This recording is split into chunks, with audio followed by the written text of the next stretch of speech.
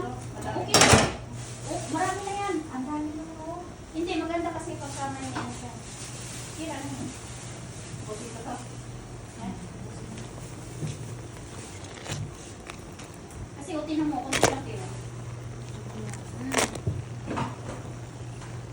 Hindi na natin malalasahan ng malugay.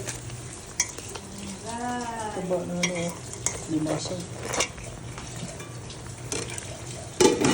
Maganda yung nakuha kanina ni Nay na bag eh. May real lang. Nakita ko yun eh. Kita mo? Oo. Pero okay naman kasi duty-duty. Marami kang... Marami Yes, eh. Ano, si Inay maraming dala yan eh. Parang buong Barangay? barangay yata dala Yung na. bibling ko, di ba yung gano'n? Kahit di naman Kasi nakita ko yung bag niya eh. Malaki.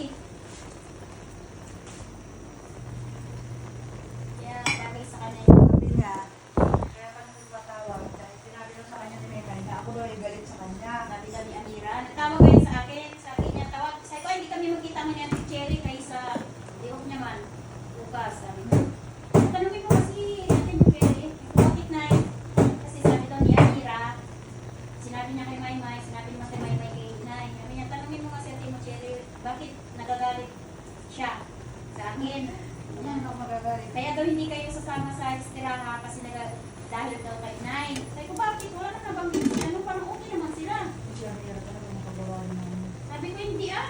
Nagpunta pa nga kami dyan sa inyo ah. Sabi ko kasi magsasabi naman sa Ate Cherry, bakit naman siya magagalit? Eh, wala naman siyang, wala naman kayo, wala naman Sabi ko nga, hacker, baka na ako naman yung kanya ano, kasi nagtatawag siya tapos may binababas na message na ano.